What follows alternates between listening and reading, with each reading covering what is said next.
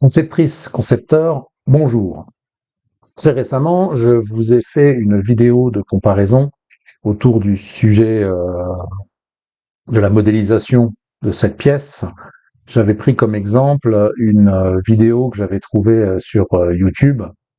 Cette vidéo-là, je vous mettrai les liens dans la description, bien évidemment. Mais récemment, je vais également trouver une autre vidéo sur le même thème, même type de pièce, mais abordée avec de légères différences d'approche. Je dois dire que cette deuxième version est un petit peu plus rigoureuse que la première. On sent que la personne qui nous la présente maîtrise un petit peu mieux son sujet et il évite de faire les erreurs de, de conception, ou en tout cas les erreurs oui, d'utilisation assez basiques que j'avais soulignées lors de ma comparaison avec cette vidéo-ci. Je vous mettrai bien sûr voilà, les deux liens dans la description. Et en ce qui me concerne, j'ai donc remis mon travail sur la table et j'ai réfléchi à une approche encore plus efficace pour modéliser donc cette pièce. Et ce que je me propose de faire maintenant, c'est de vous commenter le résultat. Alors, je vais démarrer cette présentation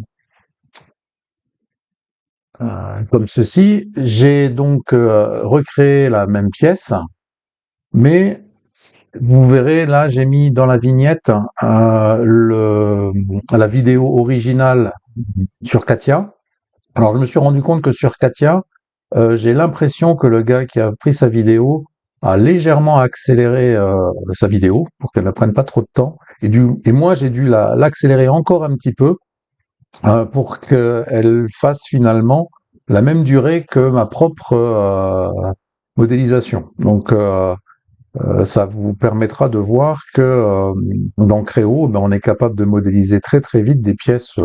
Bon, celle-ci elle n'est pas très très complexe, mais néanmoins je vais beaucoup plus vite que lui. Alors, j'ai notamment comme première différence, j'ai commencé par extruder le cylindre vertical. Ça me permet d'éviter de créer un plan de construction en cours de conception. Vous avez vu très rapidement que j'ai pu donner une extrusion de 40 mm d'un côté et de l'autre côté 12 mm. Ensuite, j'ai réalisé une esquisse avec les 4 points qui modélisent qui représentent les 4 centres des 4 bossages que je suis en train d'esquisser à présent. Euh, Toujours le même principe, on fait des esquisses simples. Ici, j'ai simplement 4 cercles, une seule cote, j'extrude, et l'extrusion, je vais l'appuyer sur la face supérieure du premier cylindre. Dans Créo, hein, lorsque vous créez des volumes séparés, ça ne vous crée pas automatiquement des corps différents. Alors c'est pareil dans Katia, mais il y a des petites différences, par exemple avec SolidWorks. Ensuite, je modélise, je trace l'esquisse de la matière qui relie ces différents cylindres. Vous voyez que je prends des raccourcis, mais pourquoi pas, plutôt que d'essayer absolument de récupérer la géométrie cylindrique. Je n'en ai pas besoin, je coupe à travers champ, et voilà, et ça me donne ma matière, je n'ai plus qu'à indiquer l'épaisseur et le tour est joué.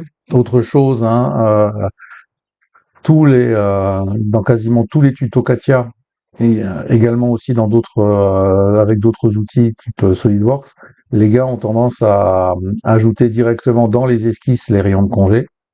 Moi, je l'ai fait quasiment systématiquement sur une fonction différente. Voilà. Alors, par rapport à la version précédente, celle ma première ébauche de cette pièce, ma première version, il n'y avait pas de rayon de congé sur ces cylindres, donc voilà, on les rajoute. Et la différence par rapport à ma version précédente vient euh, également basée là sur cette esquisse. Je fais une esquisse externe pour créer le col de cygne, hop, de la pâte de fixation. Et avec l'esquisse dans Créo, on peut très rapidement enchaîner des arcs de cercle tangent. Et là, je contrains la tangence finale. Le schéma de cotation, c'est aussi très intéressant de pouvoir contrôler au fur et à mesure et voir un petit peu ce qui se passe au fur et à mesure du placement des cotes, sachant que la plupart des cotes nécessaires sont déjà en place. Je mets néanmoins celles qui manquent et ensuite je modifie celles qui sont déjà placées pour leur donner leur valeur finale. Également là il me propose un rayon, moi j'ai besoin d'un diamètre, et ben hop, je vais coter un diamètre à la place du rayon. Voilà, donc ça c'est la géométrie. Vous voyez que dans la vignette, il en est pas encore tout à fait là, alors que la vidéo est accélérée hein, dans le cas de Katia.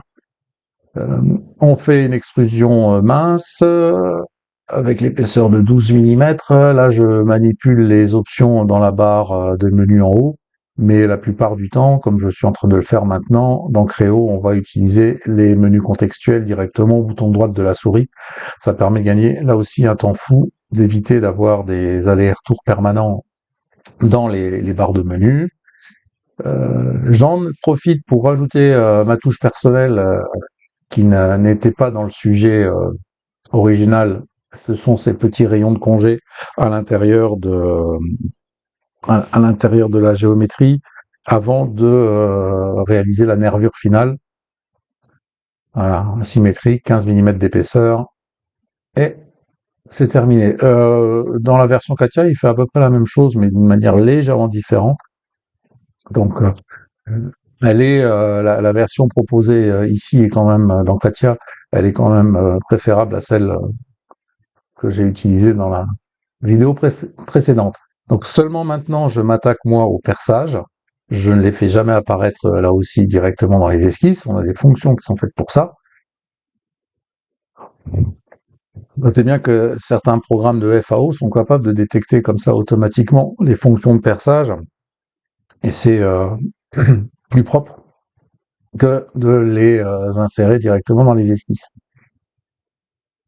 Voilà, on s'occupe du dernier perçage et maintenant qu'il est réalisé, je n'ai plus qu'à faire une répétition en me basant sur les points de mon esquisse précédente. Hop, et voilà, la pièce est terminée. Allez, une petite présentation, on cache encore l'esquisse qui m'a servi à faire deux fonctions. Et voilà, c'est terminé. J'ai réalisé donc en à peu près 6 minutes une cette pièce, alors que dans Katia, je pense que s'il n'avait pas accéléré sa vidéo, il aurait mis à peu près le double. Voilà, voilà. J'espère que cette vidéo vous a plu, que vous avez encore appris des choses en ce qui concerne la partie modélisation dans Créo. Dites-le moi en commentaire. N'hésitez pas à me mettre un petit pouce et je vous dis à bientôt.